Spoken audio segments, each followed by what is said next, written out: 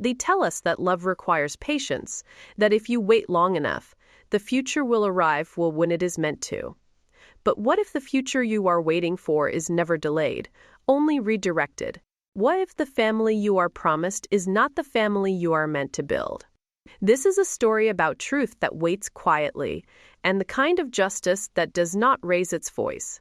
Before we begin, take a moment and tell me in the comments where you are listening from. What time of day this story has found you. Morning, afternoon, or late at night. I read every comment, and I am grateful you are here. And now, let us begin. They met the way most people meet, when they are not looking for anything extraordinary, in a place that smelled faintly of coffee and warm air, with the low murmur of other conversations around them. There was no dramatic collision, no grand declaration, just a conversation that lasted longer than either of them expected, followed by another, and then another, until it became natural for them to be in each other's lives. Her name was Eleanor. His name was James, and in those early days, the balance between them felt simple and fair. Eleanor noticed the way James listened without interrupting, how he made room for her thoughts instead of rushing past them. James was drawn to Eleanor's laughter, how it came easily, even on days when fatigue had every reason to silence it. They were not perfect, but they were compatible in the quiet ways that matter when life is not trying to impress anyone. When they married, it felt like the most natural next step. Friends and family called it good timing. Two adults with steady jobs, shared values, and a calm affection that did not burn loudly, but burned steadily. What they never discussed, what neither of them thought to name, was children. Not because they disagreed, but because neither of them asked. It did not feel urgent. They were in love. They were building a life. They assumed a rest would come when it was time. The early years of marriage were gentle. They traveled when work allowed. They cooked together on weekends. They learned each other's habits, the way James needed quiet in the mornings, the way Eleanor spoke through her thoughts when she was anxious. There were disagreements, of course. Every marriage has them. But nothing sharp, nothing that felt like a warning. 2 years passed, then 3. It was Eleanor who first said it out loud. She paused with her hands resting in the sink, the water still running, gathering the courage to give the thought a voice. Not as a demand, not as an accusation, just a thought offered one evening while they cleaned up after dinner. Maybe we should start thinking about what comes next. James did not look at her at first, his fingers tightening briefly around the edge of the plate, as if anchoring himself there. He dried a plate carefully, as though it required his full attention. "What do you mean?" She shrugged, trying to keep it light. "Children. A family. Not right now. Just planning." James turned then and smiled. His smile was practiced and reassuring. "I want that too, just not yet." He explained it calmly and reasonably. They were happy. Why rush? Why complicate something that was working so well? They should enjoy each other, travel more, build stability. There was time. Eleanor believed him. She always had. And because she trusted him, she agreed. That night, she told herself she had done the mature thing, the loving thing. Marriage was compromise, after all. What she did not know was that James had already made a decision, not simply to wait, but to avoid the question altogether. Quietly, without discussion, James began taking control of something Eleanor assumed was shared, shaping the future through silence rather than consent. Protection, timing, certainty. Sometimes he explained it away as stress, other times as caution. And sometimes he did not explain it at all. Eleanor noticed the inconsistencies, but nothing that felt alarming, nothing she believed justified questioning. After all, he had said not yet, not never. Then one morning, the nausea came. It lingered through the day and into the next. When the test confirmed it, Eleanor sat on the edge of the bathtub, the tile cold beneath her bare feet, staring at the result longer than necessary, her hands trembling, not with fear, but with disbelief. When she told James, his reaction was not what she expected. He did not smile. He did not hug her. He stared at her in silence, as though she had spoken in a language he did not understand. "This was not planned," he said finally. She nodded too quickly. "I know. But we talked about the future. Eventually." James exhaled and rubbed his face. "This is not the right time." The words landed heavier than she expected. Still, she tried to steady herself. "We can figure it out," she said. "We always do." 4 days afterward, James withdrew. He was polite and present, but distant. His affection felt measured, careful, like something rationed. Eleanor began apologizing for being pregnant. She hated herself for it, but she did it anyway. Then something shifted. It happened slowly and subtly. James began asking how she felt. He started cooking again. He came home earlier. He rested his hand on her stomach when he thought she was not looking. One night, Eleanor found him sitting beside the bed, his eyes closed, his palm warm against her. "I am sorry," he said quietly. "I just needed time." Hope returned in a rush that frightened her with its intensity. They went to doctor's appointments together. He asked questions, took notes, talked about names he said he had thought of before. Eleanor allowed herself to believe. And then, one afternoon, the pain came suddenly. By the time they reached the hospital, it was already over. The doctor spoke gently and carefully. Words like common and unpreventable floated in the air, explanations that explained nothing. Eleanor felt hollow. James collapsed into a chair. He cried louder than she did. Longer. He cried as though something had been taken from him violently and unfairly. Eleanor held him. She told him it would be all right. She told him they would try again. She did not realize in that moment that this pattern, her absorbing pain so others could release it, was already becoming her life. That night, James did not sleep. He sat awake, staring at the wall. "I did not know I wanted it this much," he said, "until it was gone." Eleanor believed him. She had no reason not to. And so, quietly, they began again.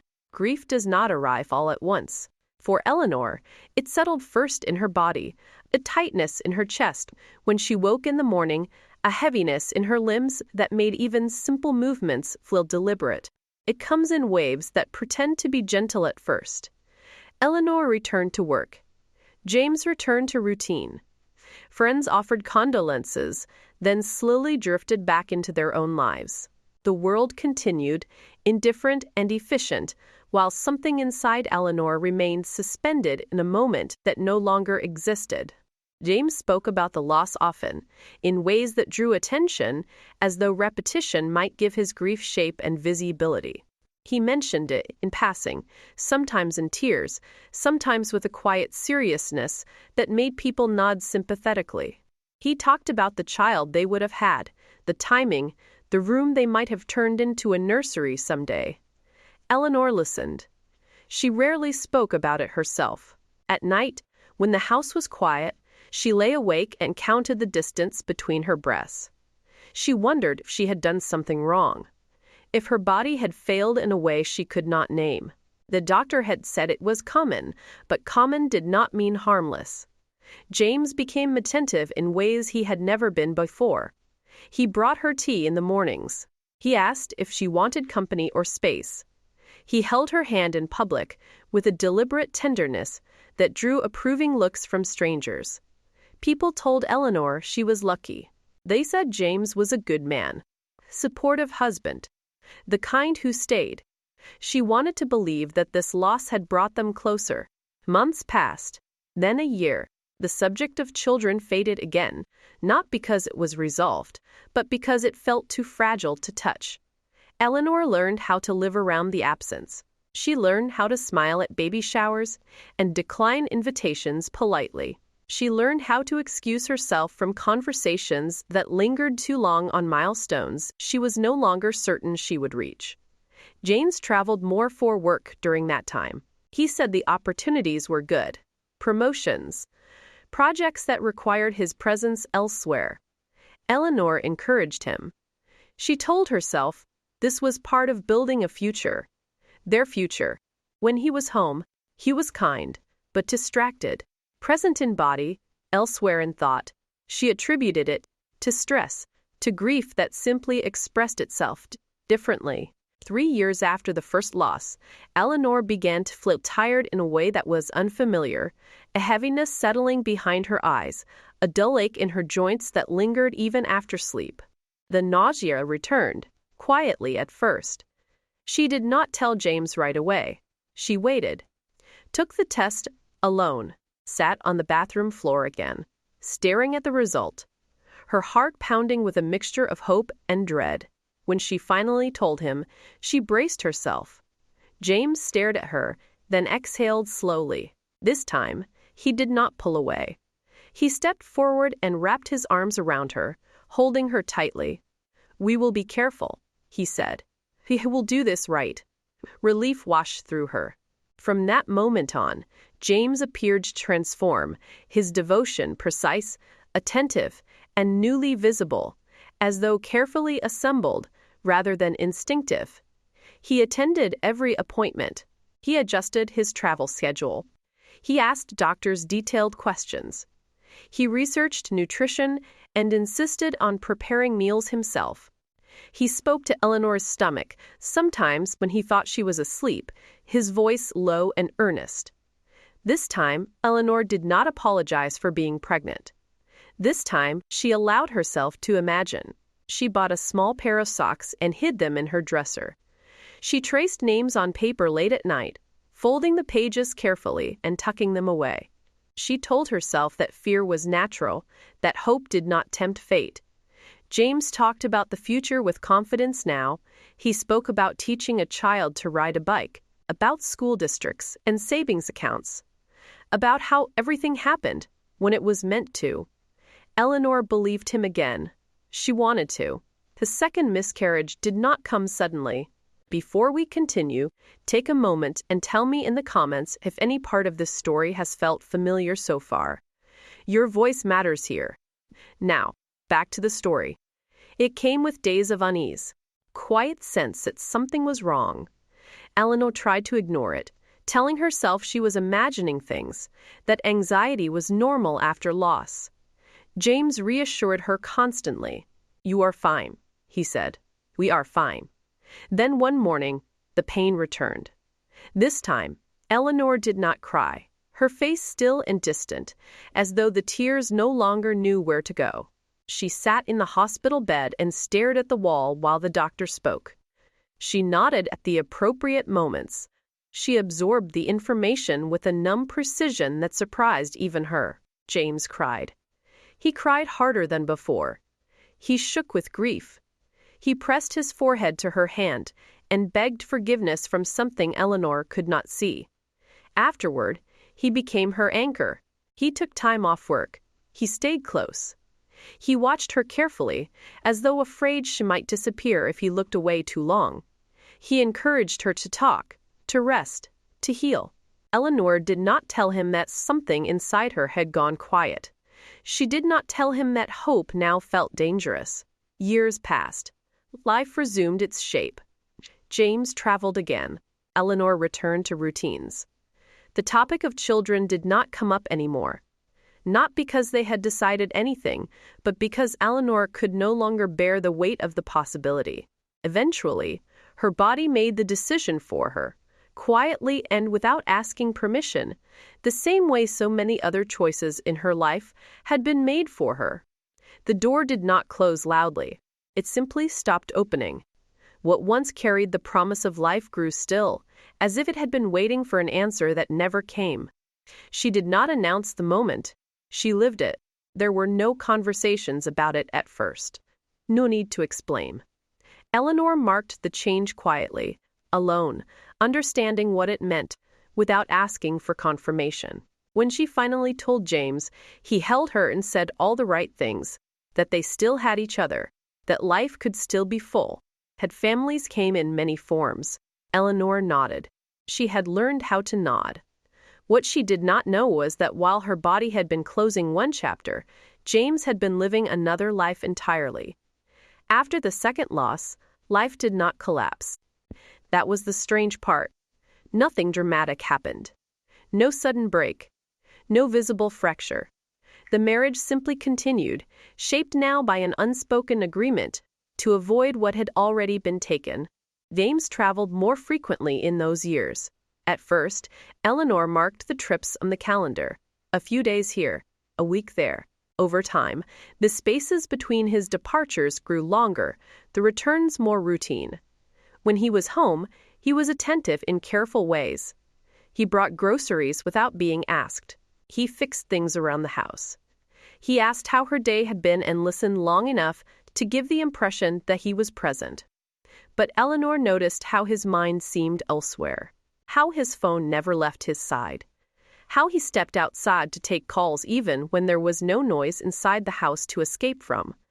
She told herself she was imagining it. Grief can make a person suspicious. Loss can turn ordinary habits into imagined warnings.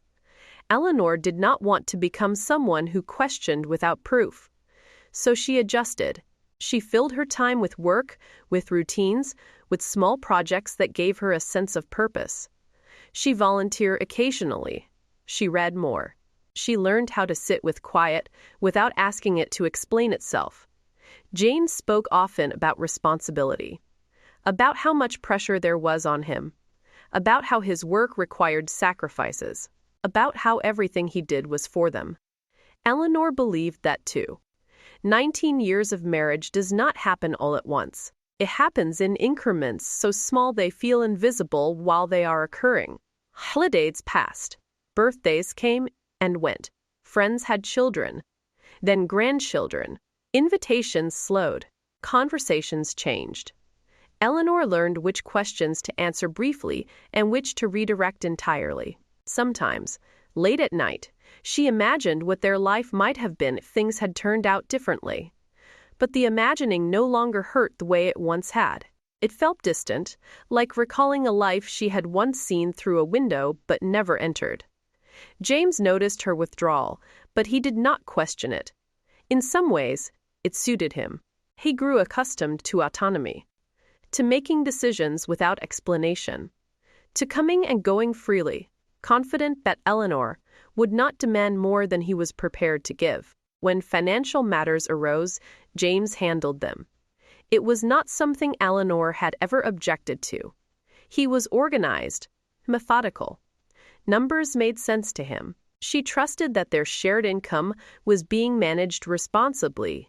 He assured her often that they were doing well, that they were secure, that everything was under control. Eleanor accepted that reassurance the same way she accepted many things in her marriage, with quiet faith and no inspection. It was not until much later that she realized how carefully that trust had been cultivated. The discovery began with something small, so ordinary it almost escaped notice. An envelope with the wrong return address, its edges creased as if it had been handled too carefully. A bank statement that did not match what she remembered. A transaction seemed out of place. At first, Eleanor dismissed it. Mistakes happened. Institutions made errors. James was traveling often. It was easier to assume confusion than to entertain suspicion. But the inconsistencies continued. Small amounts at first, and patterns, transfers that repeated themselves, expenses that did not align with any shared memory. When Eleanor asked James about it, he laughed softly and brushed it off. Work reimbursements, he said. Complicated accounts. Tax timing. Nothing to worry about. His calmness reassured her, until it did not. One evening, while James was away on another trip, Eleanor sat alone at the dining table, papers spread out in front of her. She had not intended to investigate. She told herself she was simply organizing. But as she traced the numbers, something settled heavily in her chest. The truth did not arrive as a single revelation. It unfolded slowly, reluctantly, as though even the facts themselves hesitated to reveal what they meant. There was another address, another account, another life running parallel to hers. When Eleanor finally understood what she was seeing, she did not scream. If you are still here, Pause for a moment and breathe with this truth. Some revelations arrive quietly, but they change everything. Let us continue with the story. She did not cry. She sat very still. The room felt suddenly unfamiliar, as though she had stepped into a house she had been living in 4 years only to realize she had never truly known its layout. James had not been traveling for work alone. He had been traveling to a family, not an affair in the abstract sense, not a secret relationship hidden in stolen hours. A household, children, 3 of them. Years of support, tuition, medical expenses, rent, groceries, all quietly funded by the income Eleanor had believed was theirs. When James returned home, Eleanor did not confront him immediately. She watched him. She observed how easily he slipped back into routine, how naturally he spoke about his trip, how casually he kissed her forehead and asked if she had eaten. That night, as he slept beside her, Eleanor stared at the ceiling and felt something shift permanently inside her. This was not betrayal, discovered in a moment of rage. This was betrayal discovered in clarity. And clarity, she would learn, was far more devastating. What she needed was not proof, but permission to name what she already knew. Anger existed, but it was distant, muted by something heavier. Shock had already passed. What remained was recognition. She recognized the years she had lived without questioning, the trust she had offered freely, the ways she had learned to make herself smaller so the marriage could continue without friction. When James finally sensed the shift in her, it was not because of anything she said. It was because she stopped softening the edges of his absence. She no longer filled silence with reassurance. She no longer asked about his trips. She no longer pretended not to notice when his phone vibrated late at night, or when he stepped outside to take calls that never included her. The confrontation came on an ordinary evening. Eleanor stood still for a moment, her fingers curling loosely at her side, letting the quiet settle before she spoke. James had returned from another trip. He set his back by the door and spoke about delays at the airport, about meetings that ran long, about the familiar exhaustion of travel. Eleanor listened without interruption. When he finished, she asked quietly, "Who is Rachel?" The room went still. James froze, his hand resting on the back of a chair. For a brief moment, Eleanor wondered if he would deny it, if he would attempt to reshape the truth into something smaller, something survivable. Instead, he sat down slowly. "You went through my things," he said. Eleanor shook her head. "I went through our life." The silence that followed was dense, unyielding. James stared at the floor, then at his hands, as if they might offer guidance. "It started years ago," he said finally. "It was not supposed to become this." Eleanor waited. That night, she learned how many versions of the truth could exist without ever touching honesty. James spoke of loneliness, of pressure, of feeling unseen, of Rachel needing help, of children who arrived unexpectedly. "I was trying to do the right thing," he said. "I could not abandon them." Eleanor did not ask why abandoning her had been easier. She listened as he explained how visits turned into routines, how routines became responsibility, how responsibility slowly turned into a second household he never intended to explain. "I never stopped loving you," he said. It was the sentence he returned to again and again, as though repetition could turn it into proof. Eleanor finally spoke. "You stopped choosing me." The words were calm, almost gentle, and they landed harder than shouting ever could. James reached for her hand. She pulled it back, not in anger, but with certainty. She asked about the money. James did not argue. Shared income, shared savings. We directed quietly over time. "I planned to fix it," he said. Once things settled, Eleanor almost laughed then, not because it was funny, but because the word settled felt grotesque in the space between them. By morning, the marriage was over in every way that mattered. The divorce that followed was not quiet. It was procedural and exhausting. Lawyers spoke for them. Documents replaced conversations. Assets were reduced to figures on paper that could not account for time or devotion. A house they had bought together was sold. The proceeds were divided evenly. Eleanor took her share without argument. Months later, she used it to buy a smaller house of her own. A place that belonged entirely to her, not as a compromise, not as a memory, but as a beginning. James took his share and folded it into the life he had already been living elsewhere. Friends reacted in fragments. Some chose sides. Some just appeared. Others expressed shock that arrived far too late to be comforting. James moved out without resistance. He did not contest the end. If anything, he seemed relieved, as though the collapse of one life freed him to step fully into another. Eleanor watched the house empty slowly. Closets cleared. Drawers left open. Echoes settling into rooms she had once shared without question. She did not feel victorious. She felt emptied. Yet beneath the grief, something unfamiliar began to take shape. Space. For the first time in decades, Eleanor did not need to adjust herself around someone else's decisions. She did not need to anticipate travel schedules or emotional absences. The quiet of her new home felt different. It was not lonely. It was honest. James, meanwhile, moved in with Rachel and the children he had spent years supporting from a distance. What neither of them understood yet was that a life sustained by secrecy rarely survives exposure. And that truth, once spoken aloud, has a way of unraveling everything it touches. The house Eleanor bought was smaller than the one she had shared with James, and it smelled faintly of fresh paint and old wood, a place not yet shaped by memory. If this part of the story is resonating with you, you are not alone. Stay with me. Back to the story.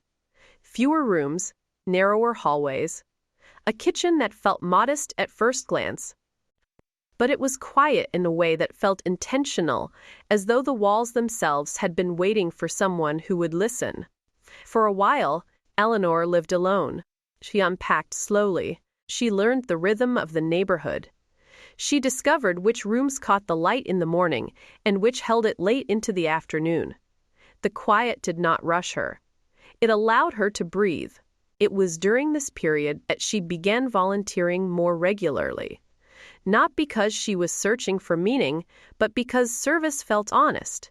It asked nothing from her past and demanded no explanation. At a community center one afternoon, Eleanor was asked to assist with an intake. A child sat across from her, feet dangling from a chair too tall, hands folded tightly in their lap. A caseworker spoke in careful terms about temporary placement and uncertainty. Eleanor listened. She did not feel an instant calling. What she felt instead was recognition. She understood what it meant to live without guarantees. She did not answer immediately. Eleanor sat with the decision, feeling its weight and its possibility, before she chose to foster. The first child stayed only a few weeks. The seconds stayed a few months. Some arrived with a trash bag holding all they owned. Some arrived quiet and watchful. Some arrived loud, defensive, ready for the kind of disappointment they had learned to expect. Eleanor learned quickly that fostering was not a simple act of kindness. It was a kind of courage. It meant making room for a child who might not stay. It meant offering stability to someone who had learned not to trust stability. It meant loving in a way that did not demand permanence as proof. Some goodbyes were gentle, some were sudden, some were painful. Eleanor would fold small shirts and wash small blankets and pack small shoes back into bags. And then she would stand at the door and wave until the car disappeared. When the house fell quiet again, she would sit for a long time, letting the ache move through her. And then she would do it again. Over time, Eleanor's home became known as a place that felt safe, a place where rules were consistent, where voices were not raised in cruelty, where food was predictable and mornings had routine. Then Daniel and Marisa arrived. They did not arrive with ease. Daniel was older, reserved. His shoulders were tight with caution, his eyes observant but distant. Marisa was younger, restless. She watched Eleanor with the defiant curiosity that dared her to fail. At first, everything about them felt provisional. They kept their bags close. Daniel avoided eye contact. Marisa tested limits immediately, touching things she had been told not to, asking questions with an edge meant to provoke a reaction. Eleanor did not take it personally. She had learned that trust is not offered quickly by children who have had to survive without it. Weeks turned into months. Some nights were quiet. Others were heavy with tension. Eleanor learned the difference between silence that meant peace and silence that meant fear. She learned which nightmares made Daniel flinch awake. She learned which memories made Marisa turn sharp and restless. It was not love yet. It was responsibility. And Eleanor accepted that responsibility fully. The decision to adopt did not come in a single moment. It arrived slowly, through repetition. Through mornings where Eleanor packed lunches without thinking. Through evenings where she waited up until Daniel came home late. Through arguments she did not walk away from and apologies she accepted without conditions. Before the children trusted her completely, Eleanor chose them. She chose permanence. The adoption process was long and draining. Paperwork, interviews, home visits, questions that asked her to explain her life, her losses, her intentions. She answered them honestly. Daniel listened from doorways. Marisa pretended not to care while absorbing every word. When the adoptions were finalized, there was no celebration. Just 3 people standing in a living room that now belonged to all of them, adjusting to the weight of a promise that could not be returned. Everyday life followed. Routines formed. School schedules. Shared meals. Rules that were tested repeatedly. Conflict arrived quickly.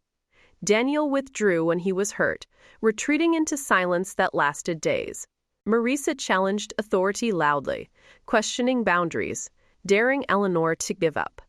There were slammed doors, harsh words. Long nights Eleanor lay awake, wondering if she was failing them. And then there was return.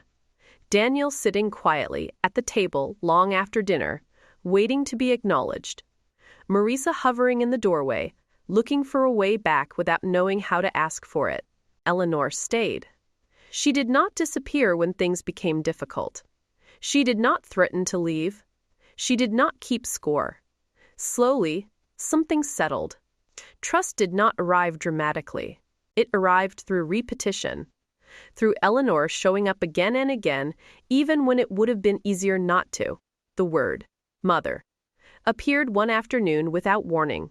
Marisa said it first, casually, as though it had always been there.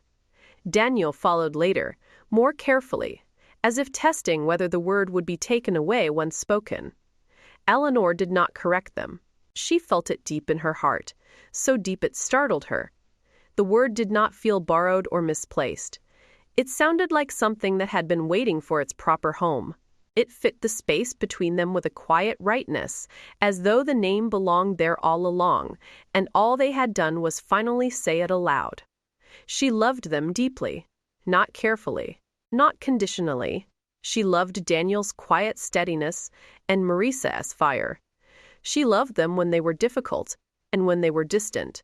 She loved them when they tested her patience and when they needed her, without knowing how to ask. Years passed. Daniel finished university, built a career, married, and became a father. When his daughter Lily was born, he brought her to Eleanor's house and placed her gently in Eleanor's arms.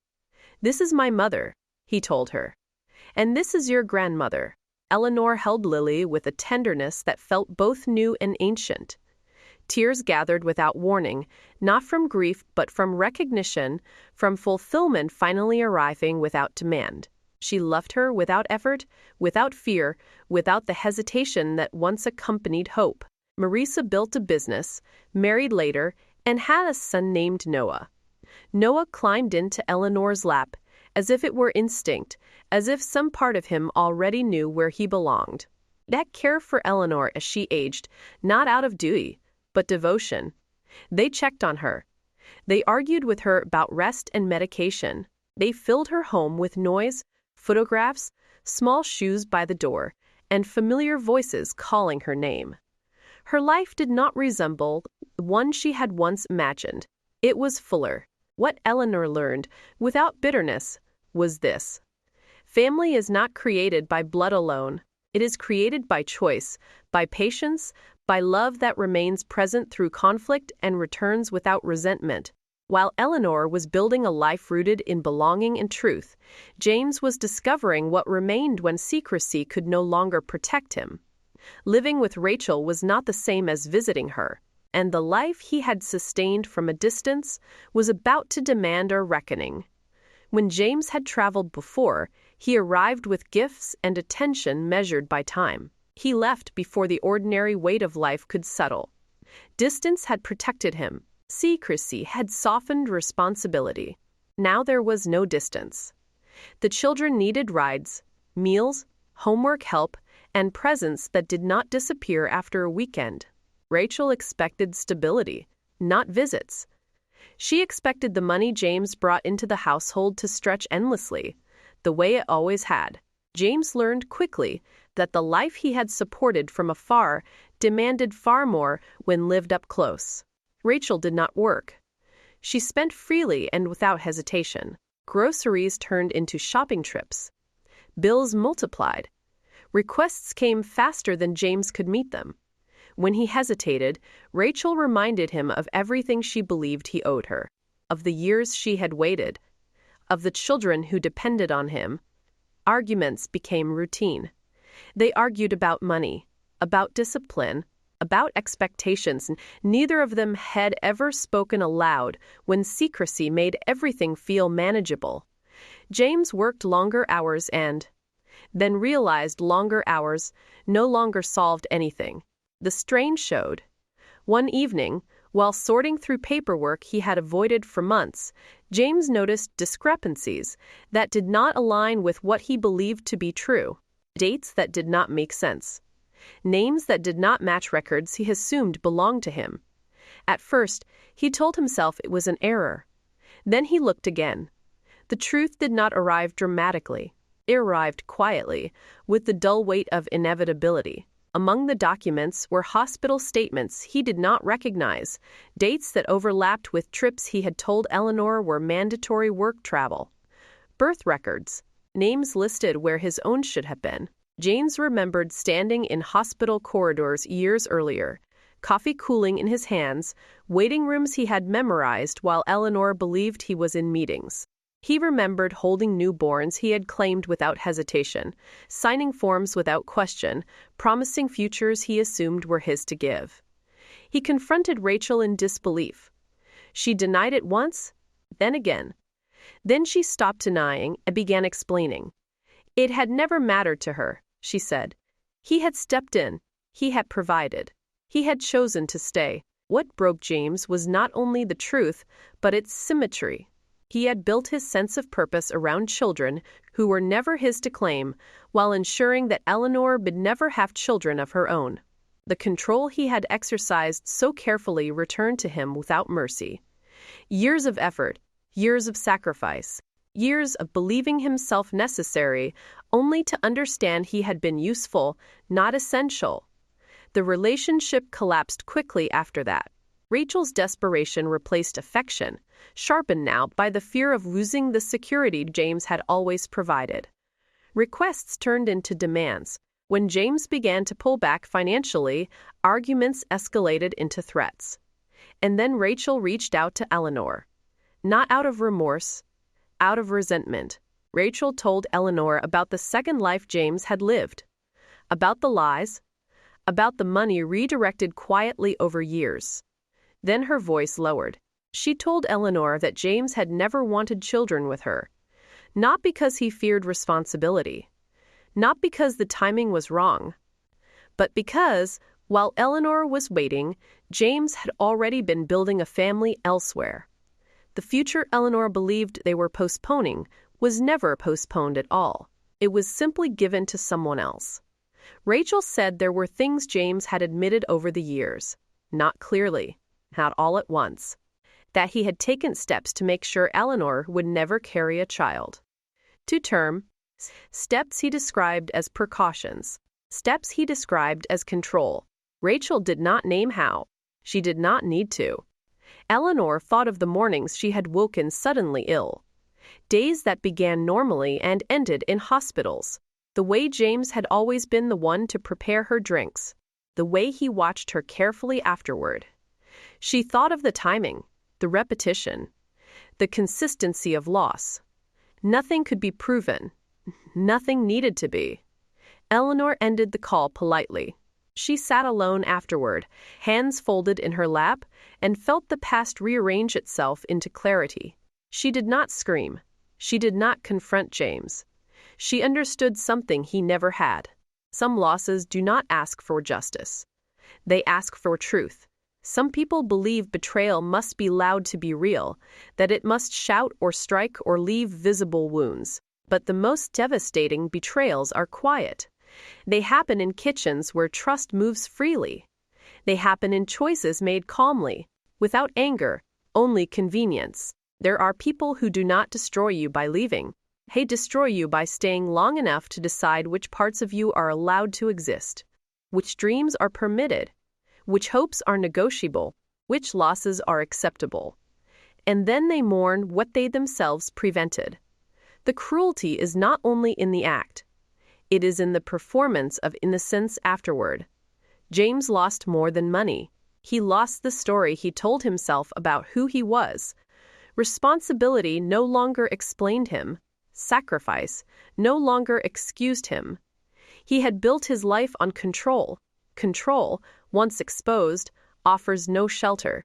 Eleanor did not reach out to him. She did not need to. She had already built a life where his absence was no longer a wound. James, on the other hand, was left with silence he could not escape. And silence, unlike secrecy, does not protect those who deserve it least. Eleanor was nearly 70 when she finally understood how far she had traveled, how far she had come from the woman who once lived suspended in uncertainty.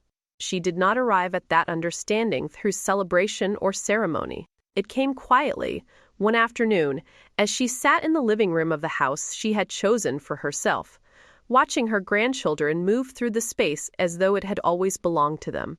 Her hands were thinner now, her movements slower, but her presence filled the room in a way it never had when she was younger.